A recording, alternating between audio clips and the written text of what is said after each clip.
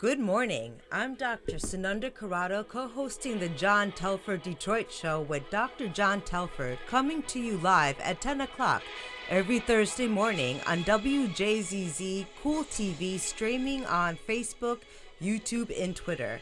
Dr. John Telford is a former Detroit Public School superintendent, a former world-class athlete and conqueror of Olympic champions, a championship track coach, poet, newspaper columnist, and longtime civil rights crusader, and the author of 6 Detroit-oriented books: The Poet Emperor of Earth, What Old Men Know, Creative Insubordination, The Will Robinson Story, The Poetic Prancings of Mad John, his explosive autobiography, A Life on the Run, and another forthcoming poetry book, Athletes, Activism, and Apple Boughs, a Detroit poetic epic. He also has a show on WCHB AM 1340, Detroit's gospel station, Saturday mornings at 9:30 and Monday evenings at 6:30. That's Saturday mornings 9:30 and Monday evenings at 6:30. His books are also available at Barnes & Noble, Amazon.com, or just by calling Dr. Telford personally at 313-460-8272. That's 313-460-8272. Dr. John Telford had been called a legend and a lightning rod for controversy. He has received the Detroit City Council Spirit of Detroit Award and the Joe Louis Foundation Spirit of the Champ Award.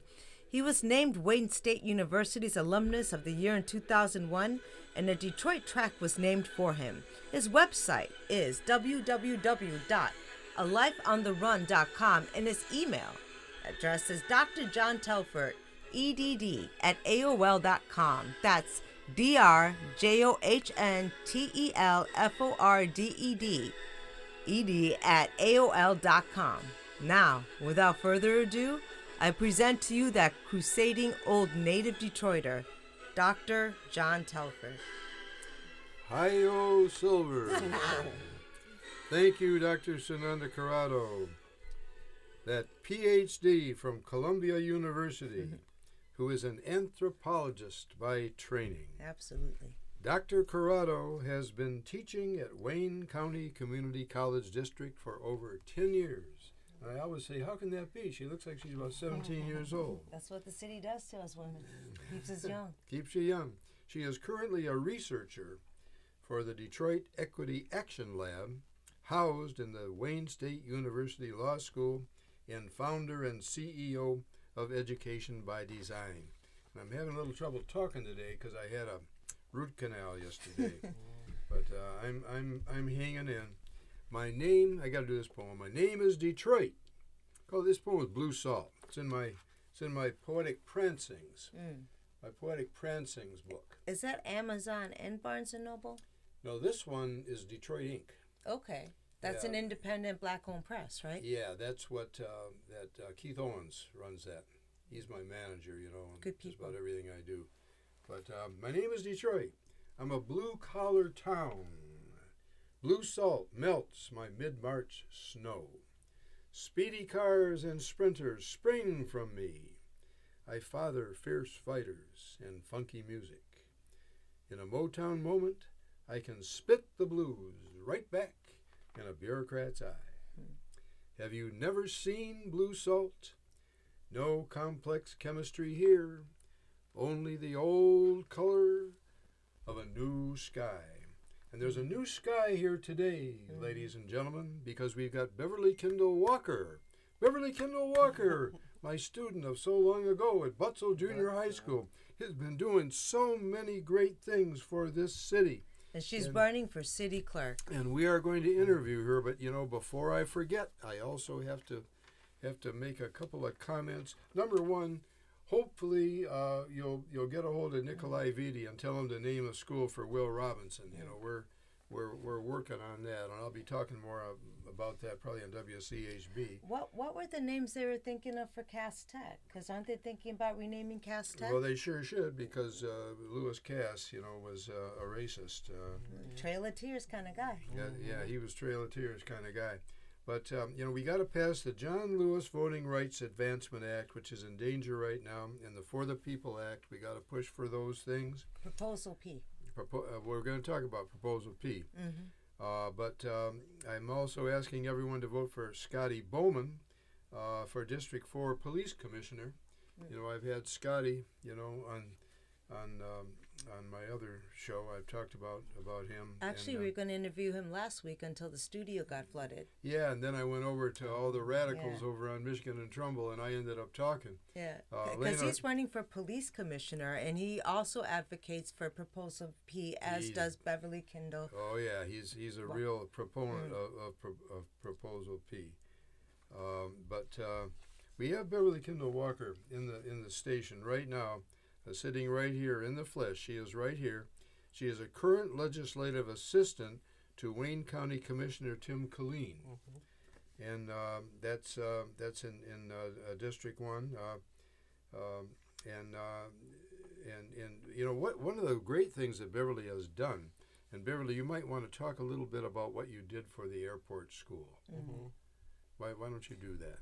So, as a result of the emergency managers taking over the city of Detroit's public school system, which you are very well familiar with. Oh, am I ever? Davis Aerospace was located from its inception on the grounds of Detroit City Airport. So it was on an active runway, which made sense if you have an aviation school to be located where it was located.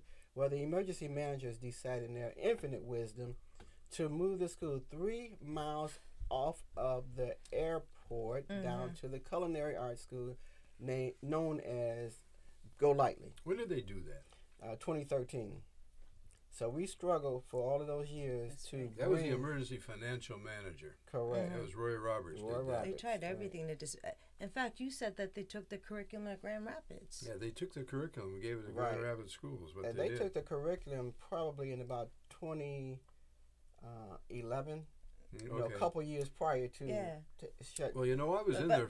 But you also resurrected the city airport too. The city airport was closed before they tried to close down Davis Aerospace, and you brought back the city airport. The airport has operated consistently for 90 plus years. It was never closed, but the services were somewhat diminished because it was relegated to a general aviation airport. But we have been vigilant about even keeping that airport going. In addition to returning the school back to a gold standard that it was founded in 1943. Davis was aerial mechanics back then because we were in the pipeline for the arsenal of democracy to make sure Americans had trained personnel who could build airplanes and to build tanks and things like that. So Davis Aerospace, which was predated with Aeromechanics High School, has always been known.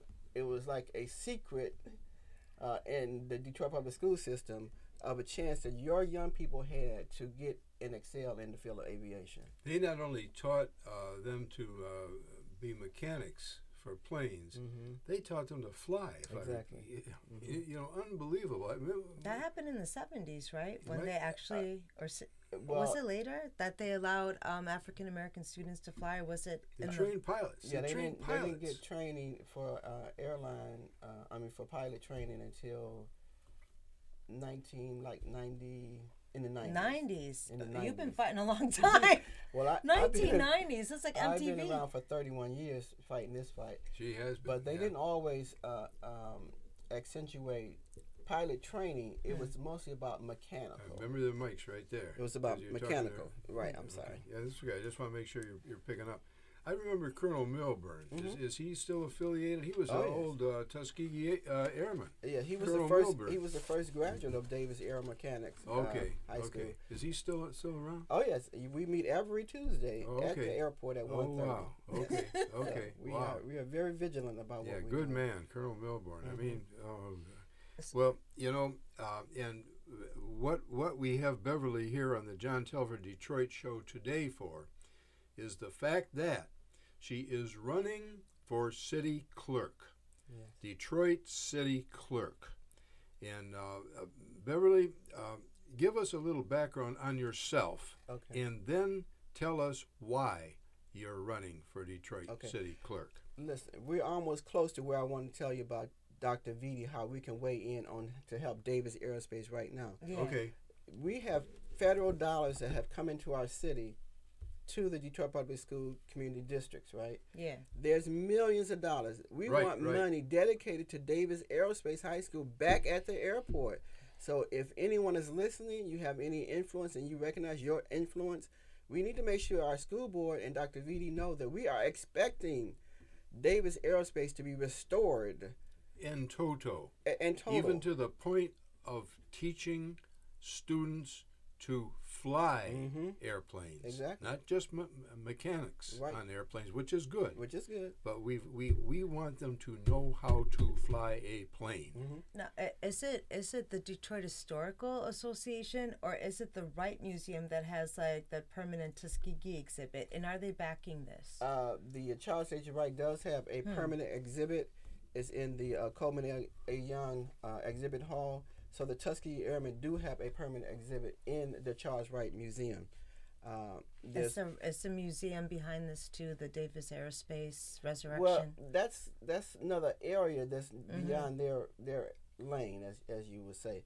But most rational thinking people believe that the high school should be back on an airport. Yes. If you're talking about an aviation school. Of course, that just, duh. I Right, mean, and so if you are able to plug into the Detroit Public Schools Community District meetings, we want to weigh in to say that we expect monies to be dedicated to that school to return back to the airport. Well, there's a lot of money coming to the schools, and I have a lot of ideas myself regarding what to do with that.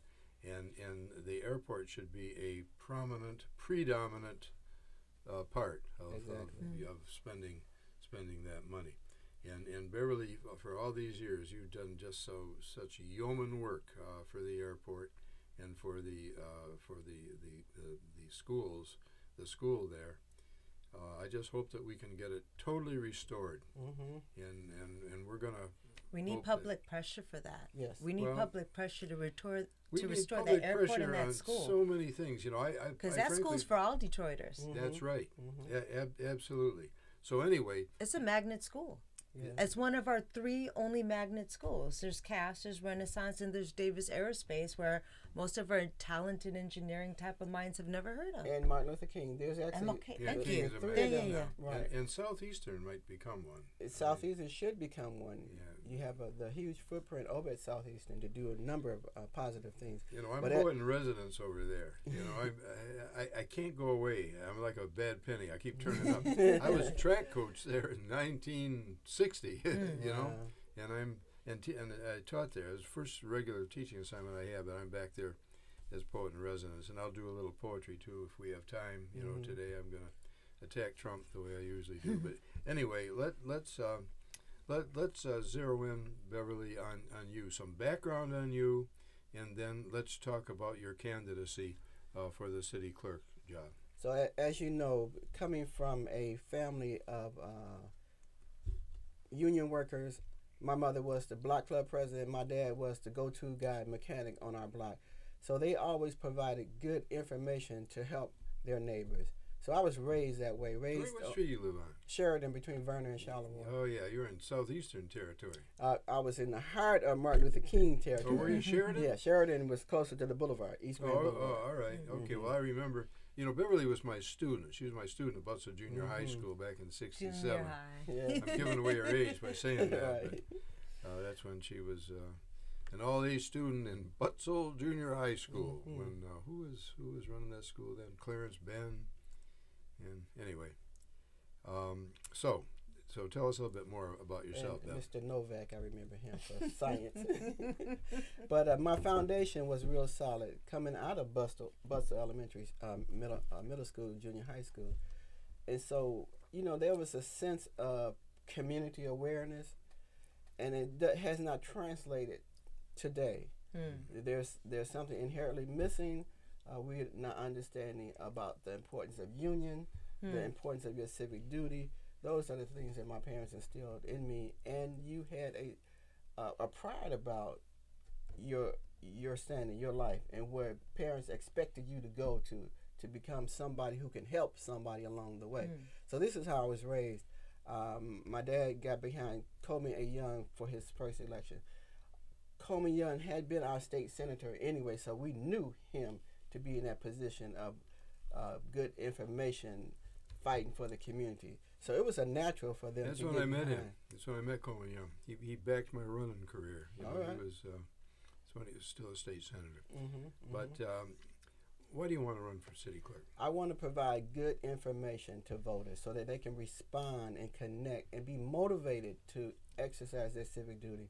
As we always hear, that people died for the right for you to vote, and you sit on it and you don't do anything with it.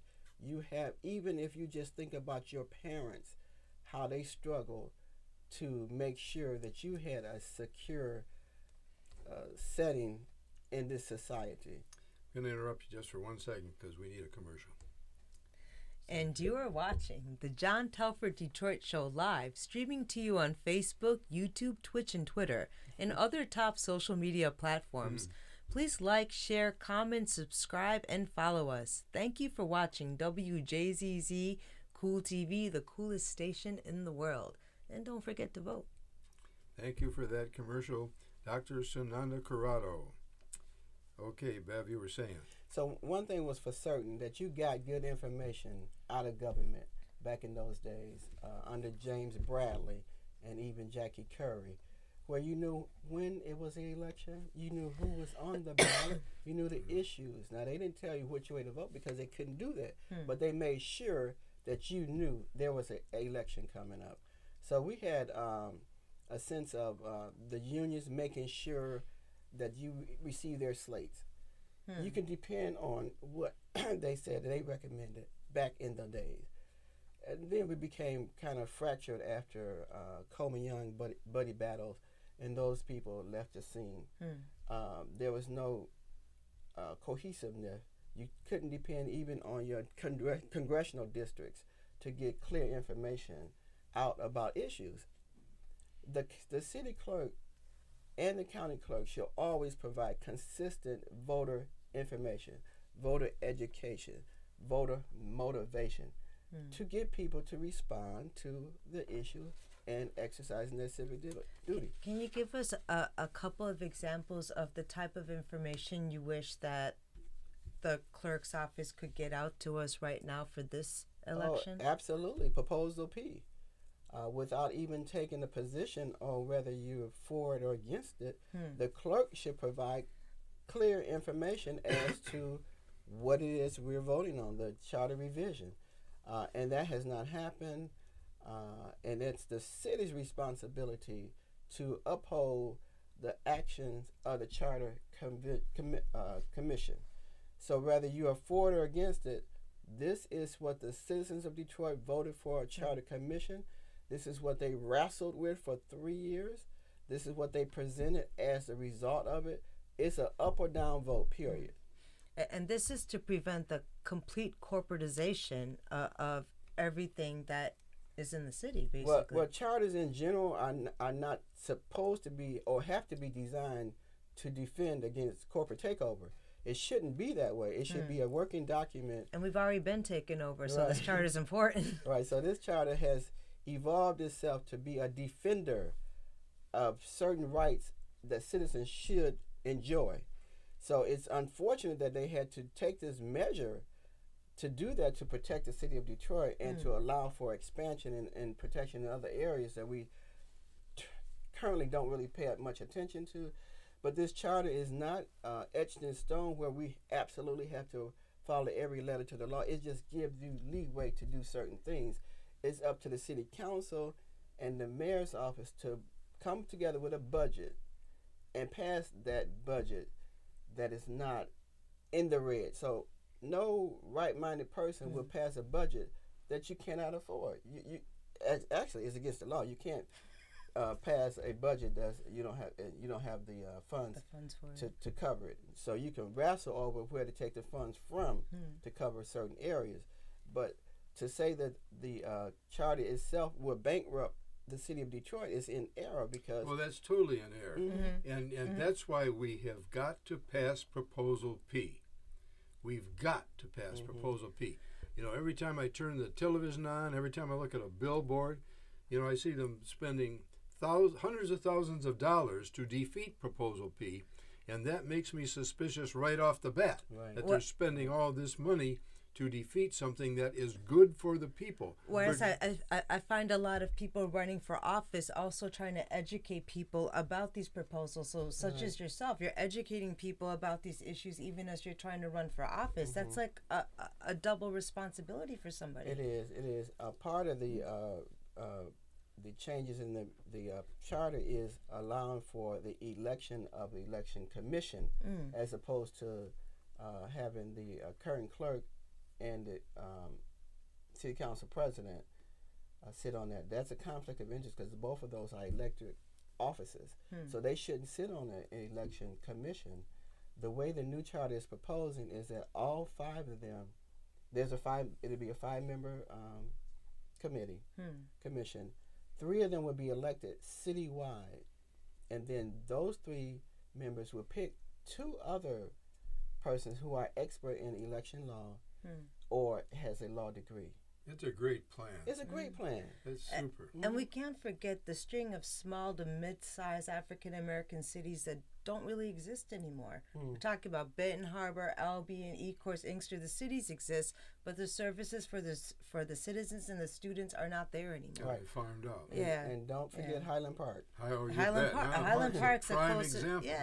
Yeah. Oh man. So we're on the Highland Park Chamber of Commerce advisory board, and there's so much to be done there. I mean, it's the rescue of the kids are coming to Detroit schools now. Actually, many of them are. Well, they're actually part of DPSCD, whereas they weren't part of DPS. Okay. And so I think a lot of residents don't understand how things are happening. A new charter high school came into town.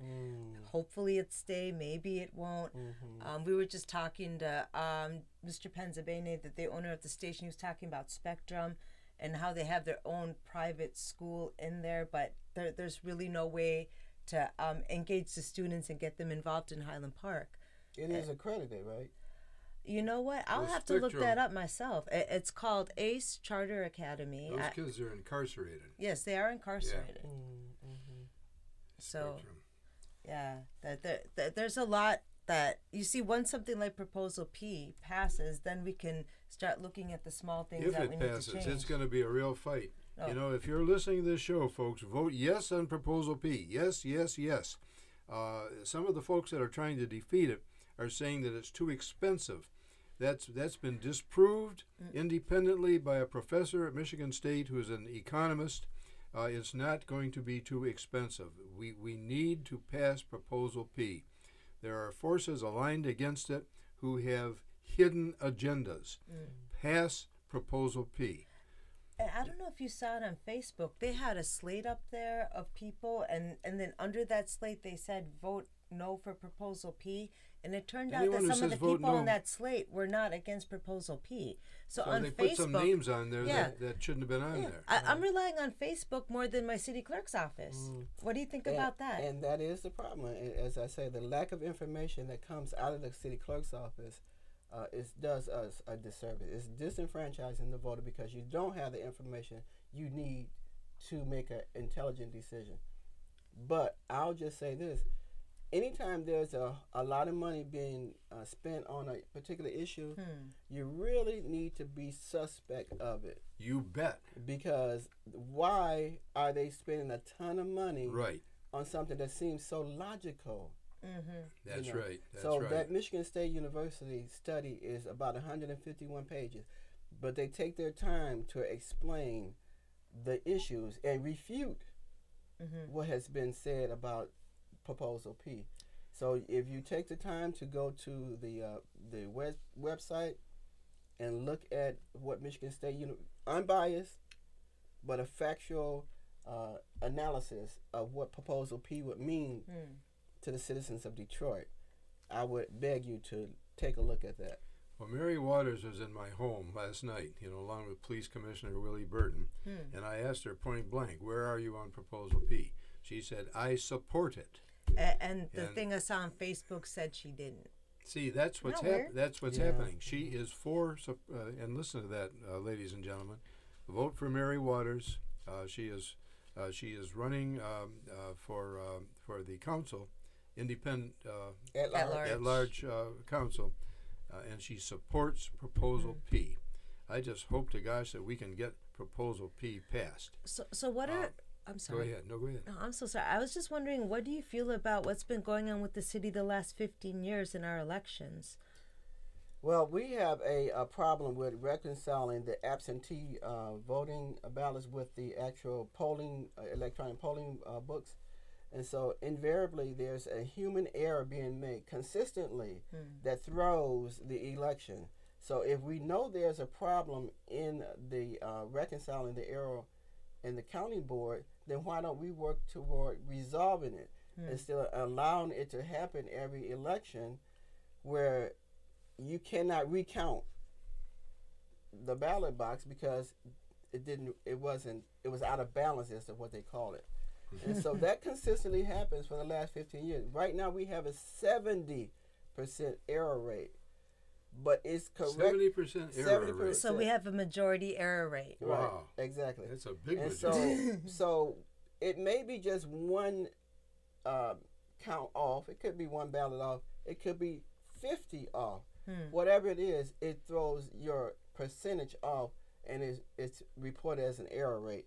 So our Wayne County Board of Canvassers had a difficult time certifying the ballot, the election, because this is a consistent problem. Why can't we resolve it? Does it require legislation? Whatever it is, the clerk having the experience and being behind that action should have been advocating for a change in how the count is made. And that's an intolerable error rate. That just means the office is not working. It's inefficient. It's totally inefficient. That's why Beverly Kendall Walker needs to be elected to the city clerk's office. That's why. That's not the only reason why, but that is a very good reason why. 70% error rate. Okay, Beverly, I've got some questions. What would you do about this election if you were city clerk now? And what methods would you use to increase voter turnout? One thing I would do is wrestle back the control of the city clerk's website, webpage on the city of Detroit. Right now, it is not under her control for whatever reason. Maybe she likes it that way. Right. The website isn't under the city. No, and you have inaccurate information posted on there. The contact information is not accurate. So, number one, you need to have control of your message that you're sending out. Amen. So that needs to happen. You need to be on channel 10. So the people don't have an official website to go to. Yeah, there is a website, but it's not under the control of the city clerk. It's under the control of the city. Okay. Which means administration. Okay. Right. So we need to have airtime just like everybody else on cable 10 so that we can get the message out about what is going on with the Detroit Election Commission.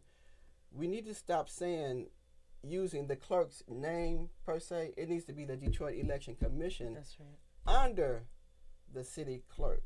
Okay. We need to make sure our meetings that the Election Commission conducts are always under the Open Meeting Acts.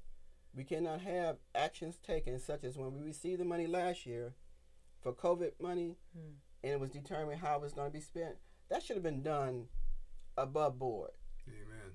When she just made a decision to eliminate some drop boxes, that should have been a election commission action. There was like 13 drop boxes and she eliminated like 7 or something. Well, there were 33. I'm sorry. I'm sorry. There were 32 in the 2020 election. Yeah. This time there's only 20.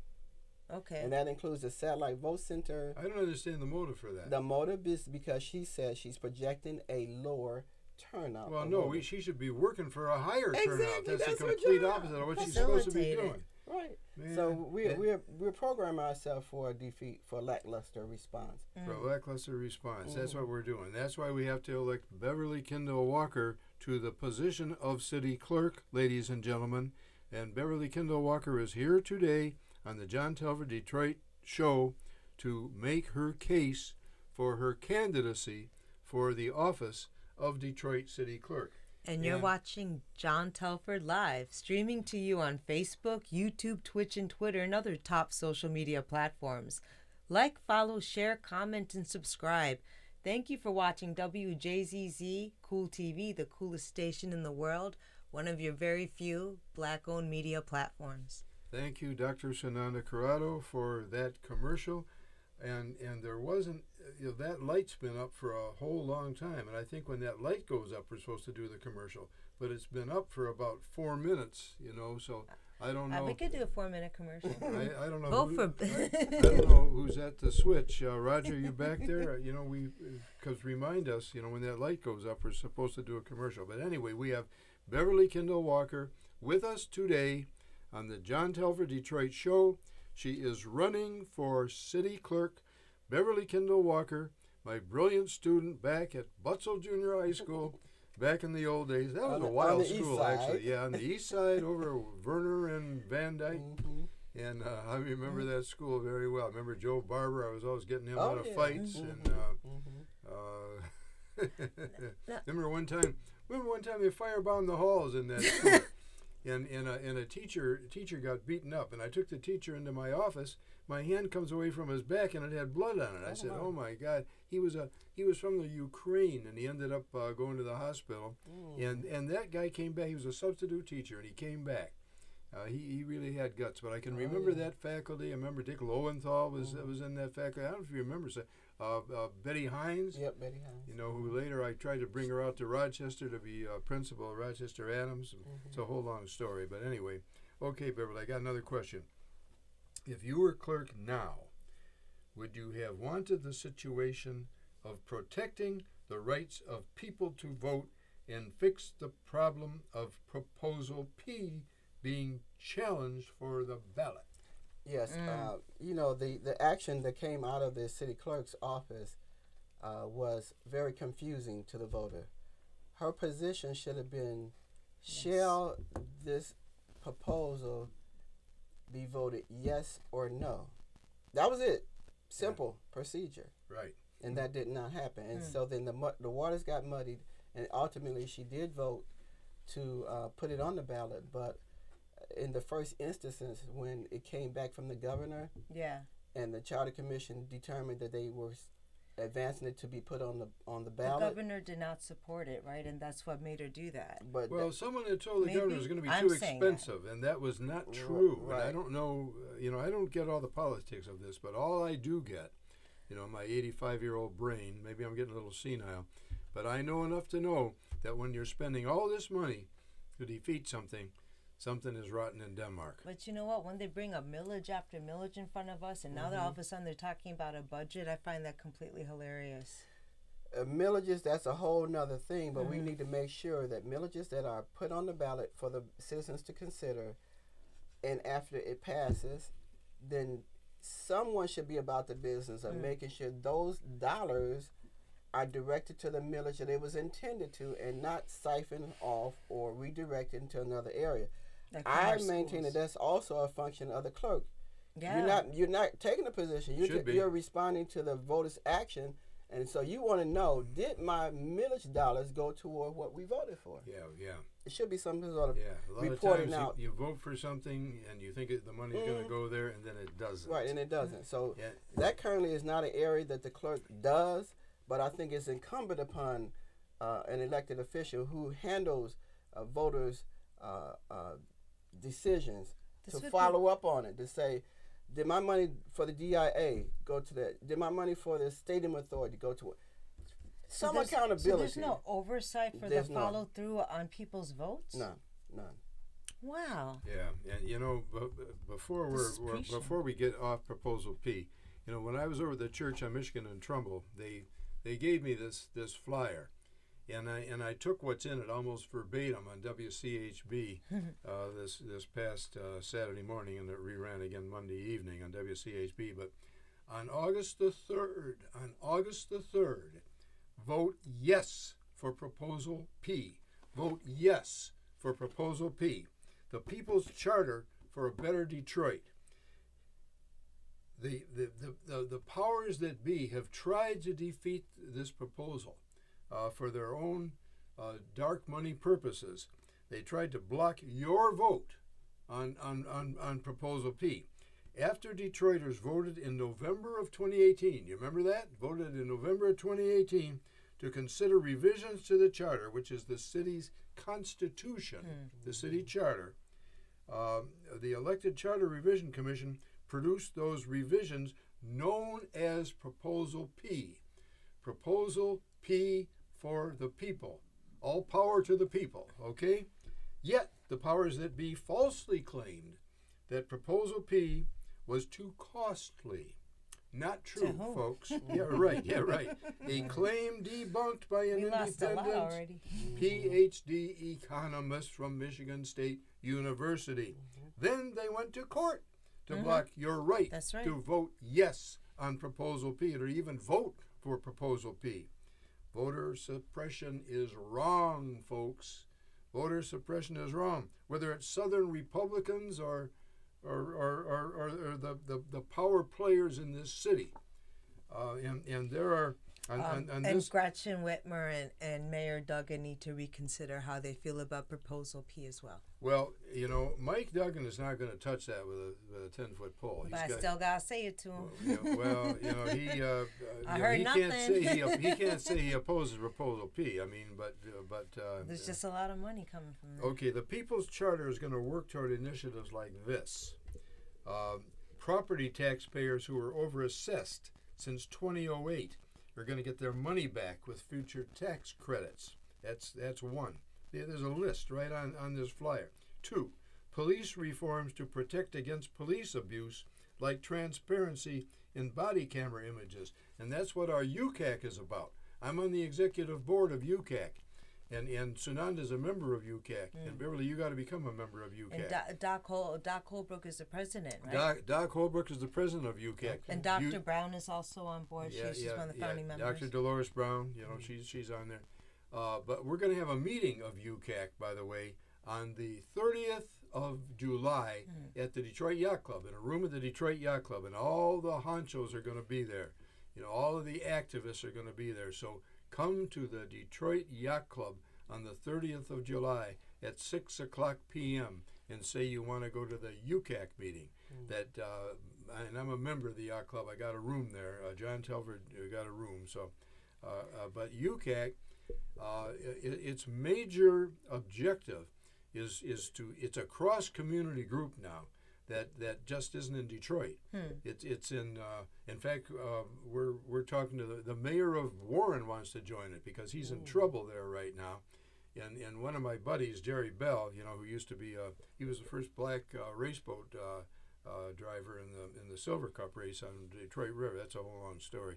I helped him get in there. But anyway, UCAC is trying to make sure that communities like Warren and Livonia and Grosse Pointe and all of those communities, their police departments stop brutalizing black people, particularly black men. Because this is what you do realize the police in Grosse Pointe are private. We'll talk about that in another show. Okay, we can talk about that. As are many of these other little communities we don't talk about. There's a lot of private policing done on tax money. Well, let me tell you, the police in Warren, they had a code. Safety. When I was deputy superintendent in Rochester, they had a code. I found out about it. The code was BPIWAD. You know what that stands for? Black person in Warren after dark. Oh, wow. That was their code. So now you've got Mayor Jim Fouts. In fact, he called me this. Yeah, he called me this morning. He is in support of what UCAC is doing, United Communities Action Coalition. But anyway, I was giving you this list that is pro Proposal P. So pro proposal. Go ahead. Yeah, so Beverly Kendall Walker, I'm just astounded by this idea that the clerk's office should expand to have oversight over over our votes to see if they and I never thought about these ideas of actually kind of like you holding on to democracy with these other ideas. And you started by talking about how your parents helped get Coleman Young elected. Now, when he was state senator, he broke it down to regional. autonomies in the city because of all this tension around integration. Now, all of a sudden, these people who've been working in their communities for years, for decades, building trust amongst people, are forced to vote to go for elections at large. Can you tell me, like, some of your ideas or feelings or sympathies through this transition from regional autonomies to going back to this at-large stuff? That influence of voting by districts for city council persons was, I believe, ill thought of. It should have remained at large.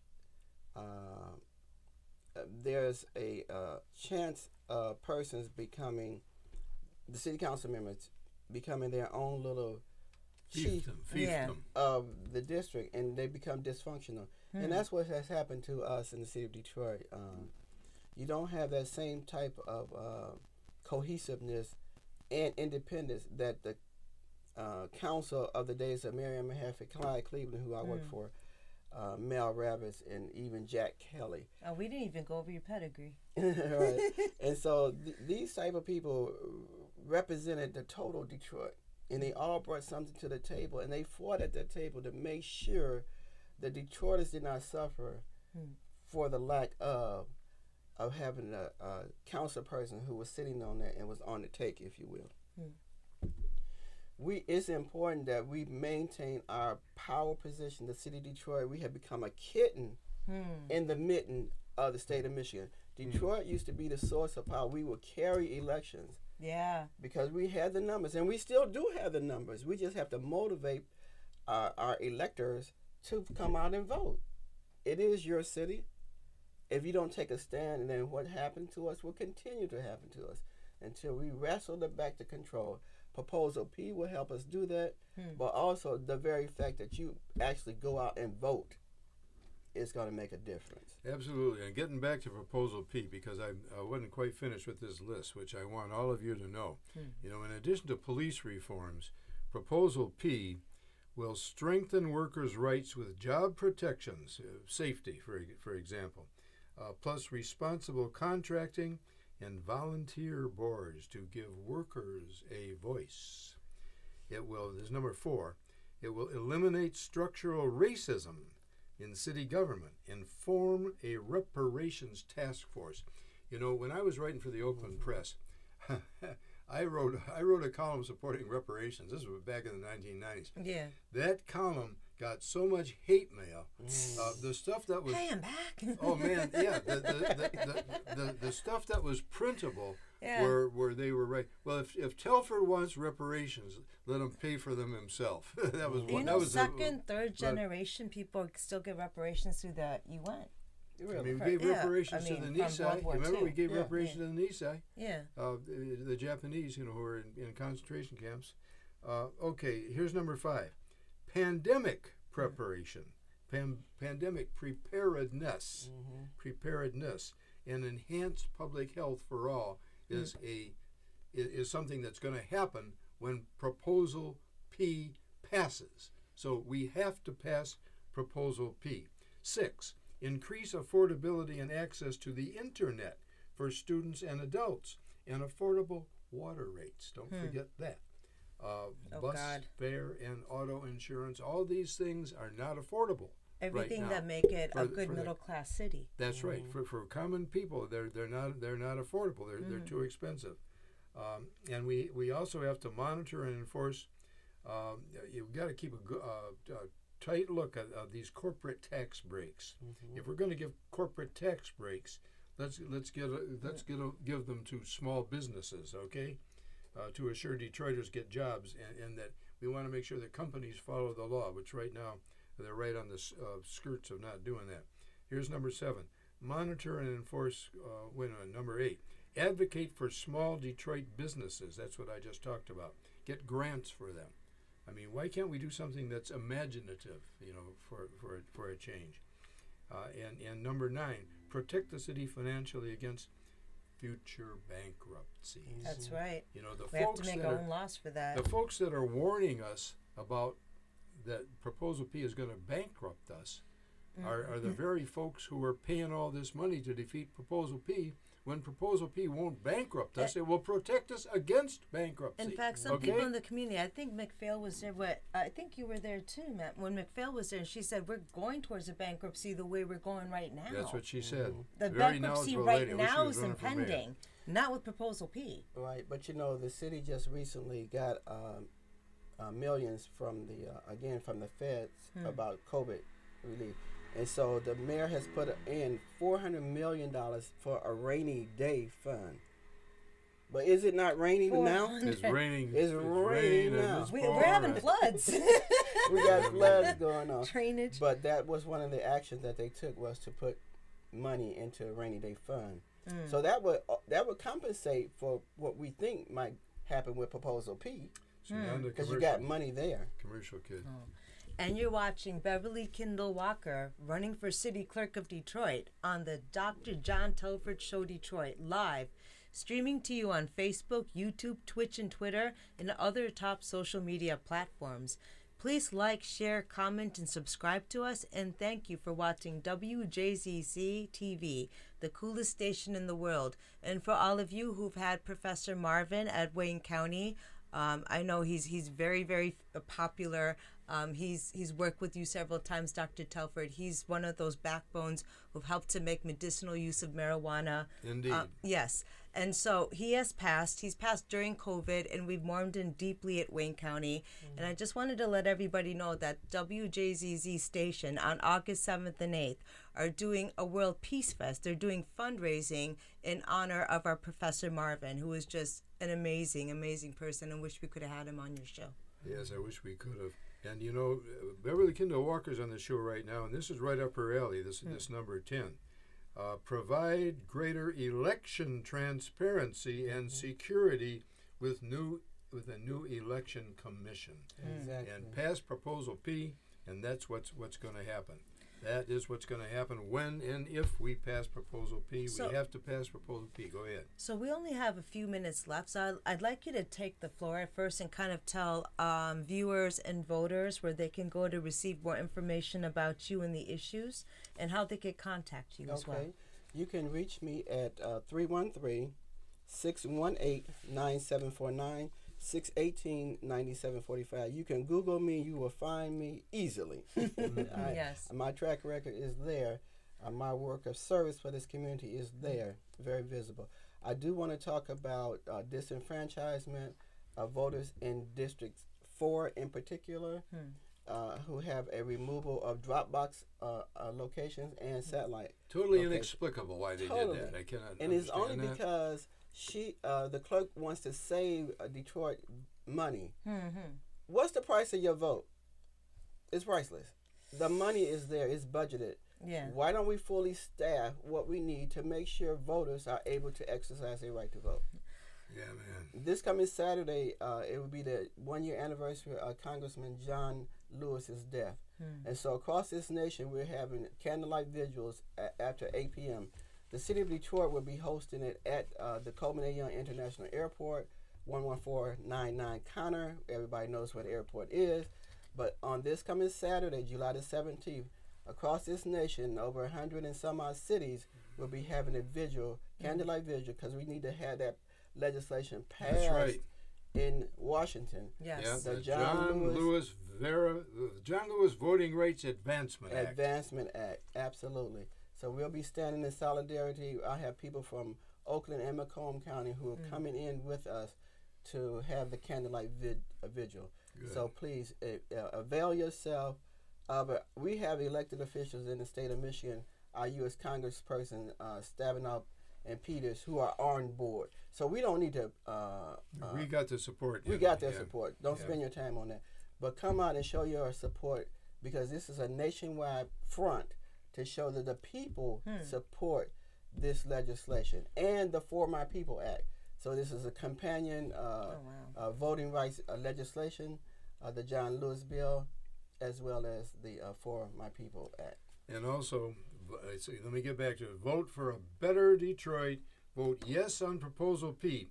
Here are some issues. One issue is, the people who are trying to defeat it are saying it's too costly. No, it is not too costly. Justice An is independent always. economist and MSU professor reviewed the concerns about costs and found them grossly inflated and unsupported by the data. Okay? See the reports, you know. The study is publicly accessible. Yeah. Right. And also, does Proposal P give away free bus tickets, water, and Wi-Fi? No, it does not. The revision call for city council and mayor to come up with ways to make bus rides, water, and Wi-Fi more affordable. No spending mandates are placed. And third, and perhaps most important in many people's views, does Proposal P eliminate the strong mayor form of government? No, it does not. The strong mayor form of government is retained. The mayor retains daily oversight of city affairs. What is different is the people are given a bigger voice in recommending changes, with elected leaders making the final decisions, but with advisement. That's why we have to pass Proposal P. And we have Beverly Kendall Walker in the station today, and I still haven't completed all the questions that I wanted to ask her, and we're almost running out of time. I don't know if I'm going to have time for any poetry or not, but Beverly, I want to ask you this question.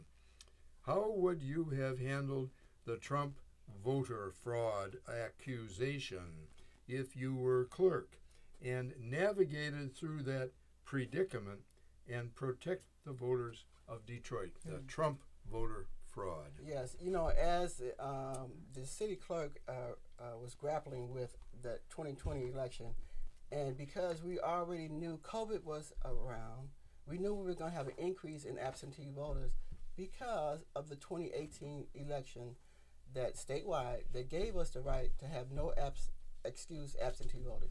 So we already knew it was going to be ramped up, but COVID exactly heightened that.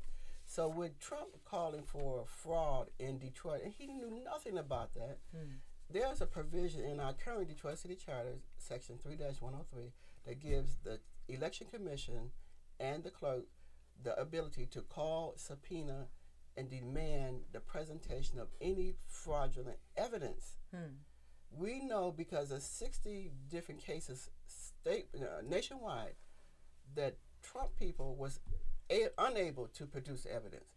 So little Detroit could have got on the map to say, you're going to use us as a poster child. Well, we want you to present your evidence. She could have did that, but she failed to do it.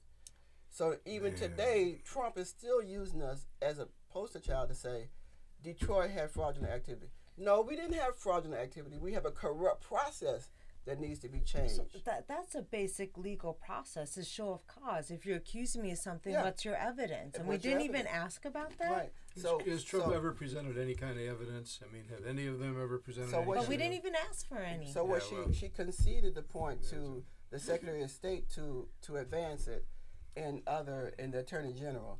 But Detroit could have stood alone to say, my city charter right now gives me the ability to demand you present evidence before, subpoena them. You know, go to where Rudy was up in Lansing making all these allegations, and the Republican Party allowed him. Right. Yeah. And they allowed him to speak on it, but our representative, Cynthia Johnson, stood up against it and said, no, I'm not going to sit here and listen to these lies. Well, in that very hearing, Janice Winfrey could have been present to present a subpoena to them and say, listen, you want to continue these allegations, you come down to Detroit and say that to us. Yeah, amen. Put up or shut up. Can you see him coming? Detroit.